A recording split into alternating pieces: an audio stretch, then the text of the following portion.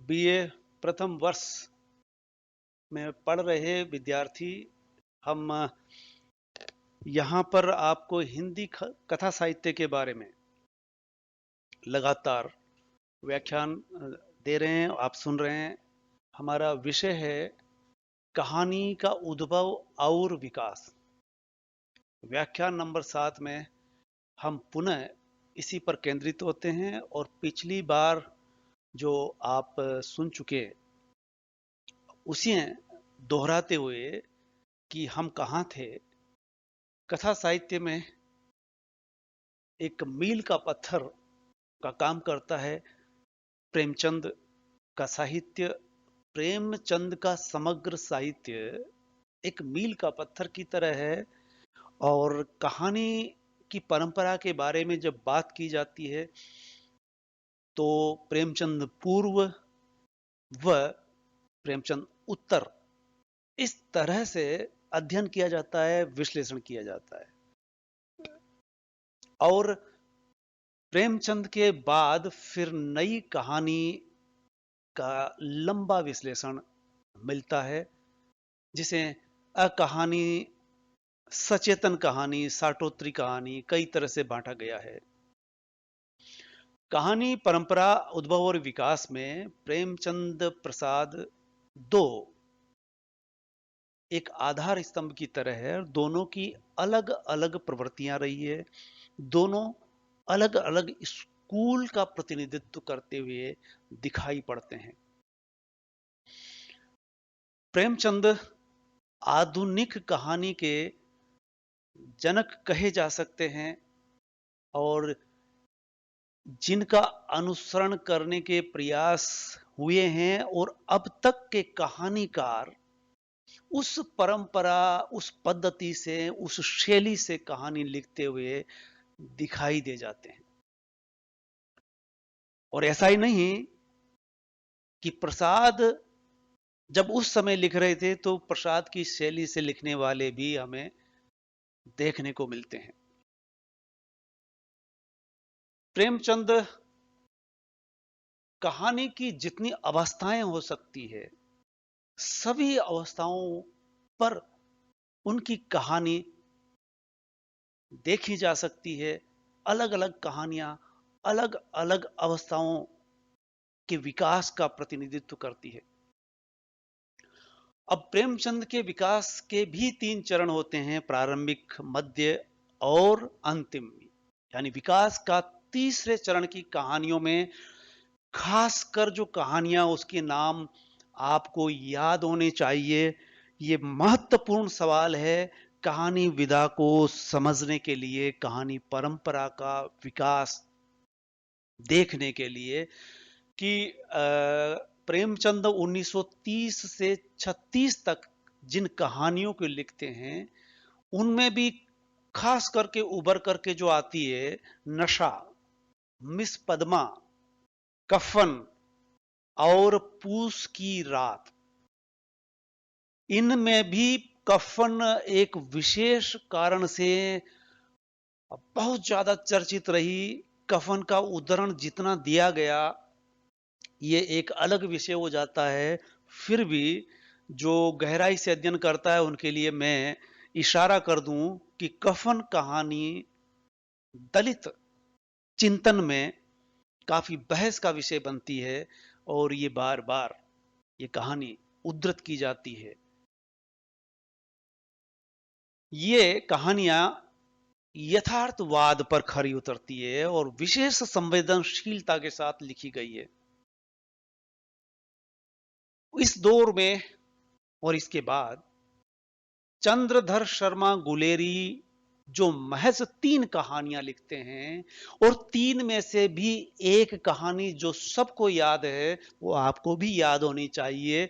उसका नाम है उसने कहा था।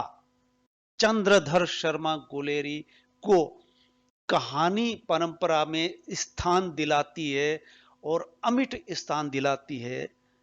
ये क्लासिक कहानी है जिसे प्रथम कहानी का दर्जा दिया जाना चाहिए, लेकिन बहस के भी कुछ कायदे कानून होते हैं। इसके बावजूद उसने कहा था, कहानी से चंद्रधर शर्मा गुलेरी कहानीकार के रूप में पहचाने जाते हैं। आप रोमांटिक कथाकार रहे, इसके बावजूद प्रेमचंद की परंपरा में बताए जाते हैं, और इसी तरह से कहानियां लिखने वाले प्रसाद को भी रोमांटिक कलाकार कहते हैं। लेकिन प्रसाद अतीतोन्मुखी, रहस्यवादी और उन्हें प्रगीतात्मकता दिखाई देती है। आपके संग्रह, प्रसाद के कहानी संग्रह में छाया, प्रतिध्वनि, इंद्रजाल प्रमुख है।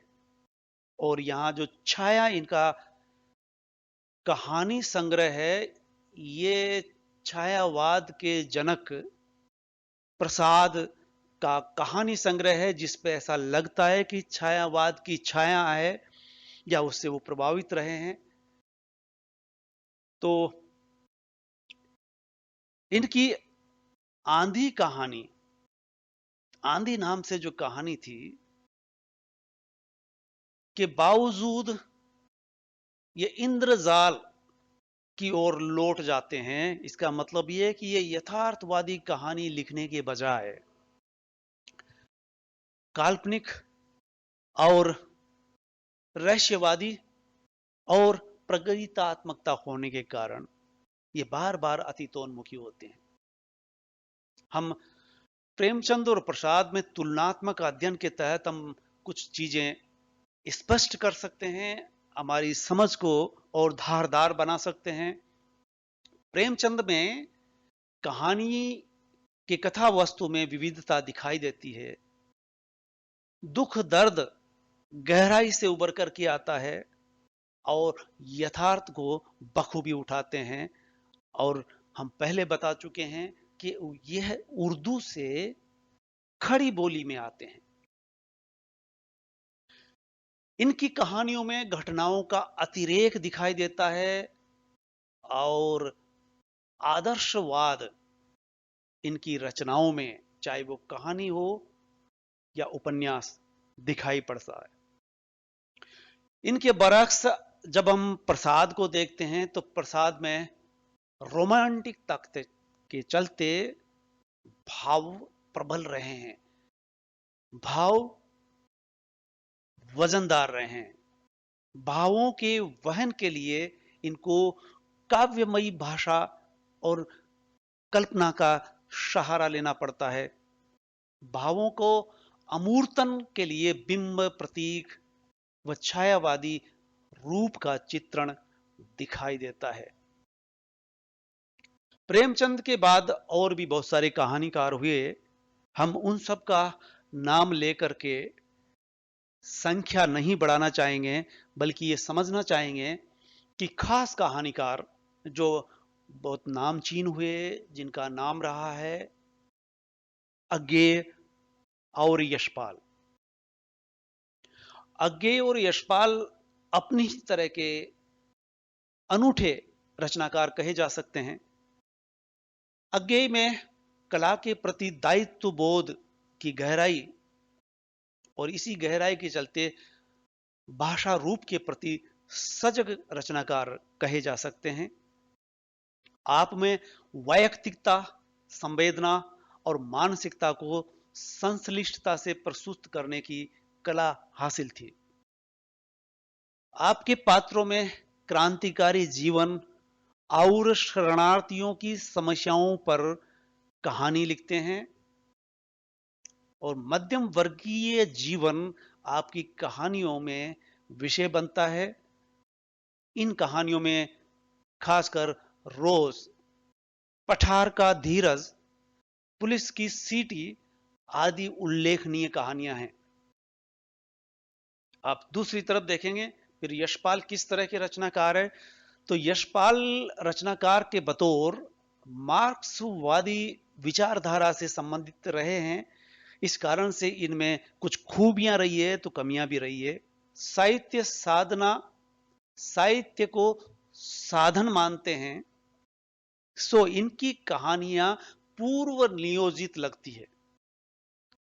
बेशक इनकी कहानियों में कथा रस मिलता है और आप कहानी कला के धनी रहे हैं, लेकिन मार्क्सवादी विचारधारा से संबंधित होने के कारण आपकी कहानियों में, कथावस्तु में, पात्रों में वर्ग संघर्ष दिखाई देगा। पाठकों के रूढ़ संस्कारों पर ये प्रहार करते नजर आते हैं। आपकी उल्लेखनीय कहानियां, चर्चित कहानियों में तुमने क्यों कहा था कि मैं सुंदर हूं, पराया सुख, फूलों का कुर्ता आदि महत्वपूर्ण कहानियां हैं। और मध्यम वर्ग एक ऐसा वर्ग रहा है जिस पर कहानीकारों ने खूब कलम चलाई है, और मध्यम वर्गीय जीवन के कहानीकार में नाम आता है अश्क, भैरव प्रसाद गुप्त, अमृत राय और विष्णु प्रभाकर आदि।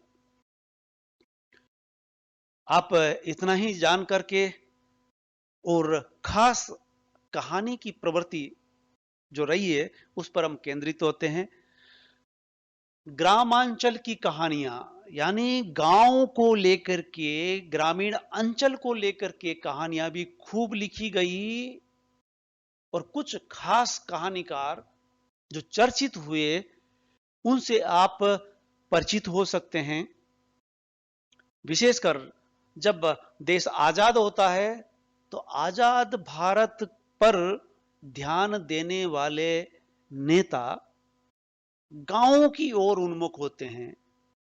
गांव उनके नीतियों में आता है, गांव के लिए वो कुछ करना चाहते हैं। जब ये नेताओं में प्रवृत्ति पाई गई तो कहानीकार भी कहानियां गांव पर लिखने लगे। ऐसा नहीं, बल्कि कुछ कहानीकार गांवों से ही जुड़े हुए थे, और गांवों से जुड़े हुए होने के कारण उन्होंने ग्रामीण पृष्ठभूमि पर कलम चलाई। इनमें उल्लेखनीय है शिव प्रसाद सिंह, मार्कंडेय और फणीश्वर नाथ रेणु। गांव तो प्रेमचंद के कहानियों में भी आता है, लेकिन प्रेमचंद के गांव से अलग गंध, मिट्टी की महक के अलग ही नमूने चित्रों के दर्शन होते हैं मार्कंडेय और शिव प्रसाद सिंह रेणु में। फिर मार्कंडेय भी मार्क्सवादी विचारधारा से के प्रतिनिधि रहे। वो शहर की तरह गांव में भी वर्ग संघर्ष होना मानते हैं कि सिर्फ शहर में ही ये प्रवृत्ति नहीं, गांव में भी दिखाई देता है। इनमें गांव, खेत और मेड़ में उगने वाले मुहावरे देखे जा सकते हैं।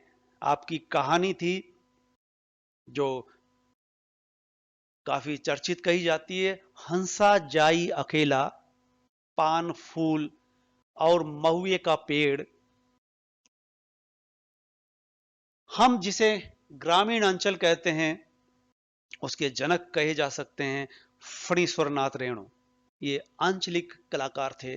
इनका सबसे चर्चित उपन्यास जिससे इनकी पहचान बनती है उसका नाम है मैला आंचल। और आपकी कहानियां जिसके बारे में अब हम बात करते हैं, ये गांवों की तहों में घुसकर शब्द उठाते हैं, रूप रस गंध को समग्रता में चित्रित करते हैं। ऐसे कहानीकार है फणीश्वर नाथ रेणु। जब फणीश्वर नाथ रेणु को गांव की कहानी लिखने वाले कलाकार के रूप में जानते हैं, तब हमारा ध्यान पुनः वापस प्रेमचंद की ओर लौटता है। चूंकि प्रेमचंद की अधिकांश कहानियां ग्रामीण पात्रों पर, ग्रामीण परिवेश पर रही है, लेकिन प्रेमचंद के गांव इकहरे रूप में इस तरह से कि वह गांव के इकहरे कहानीकार कहे जाते हैं, और रेणु बदलते गांवों को उसकी जटिलता व समग्रता के साथ चित्रित करते हैं। यानी जटिल चित्र फणीश्वर नाथ रेणु की यहां ग्रामीण पृष्ठभूमि के दिखाई देते हैं। रेणु की लाल पान की बेगम, रस प्रिया, तीसरी कसम कहानियां सभी की जुबान पर रहती है। दूसरे कलमकार है विद्यासागर, तीसरे हैं नौटियाल, इनके अलावा हम कह सकते हैं राजस्थान के विजयदान देता, जो राजस्थानी में लिखते हैं और इनके यहाँ गांव बोलते हुए दिखाई देते हैं। धन्यवाद। आप लगातार कहानी परंपरा को सुन रहे हैं, समझ रहे हैं और लगातार जुड़े रहें। आप किसी भी वीडियो को सुनने के बाद इसमें जो लाल निशान होता है उस पर उंगली दबाना न भूलें। इससे आपको आगामी वीडियो आप तक तुरंत पहुंचेंगे। और किसी भी वीडियो को अगर समझने में किसी तरह की दिक्कत आती है तो आप मुझे मुझसे संपर्क कर सकते हैं और इसी वीडियो के नीचे जहां टिप्पणी लिखने का आपको अवसर मिलता है उसमें लिख करके अपनी बात कह सकते हैं। इस तरह आप लगातार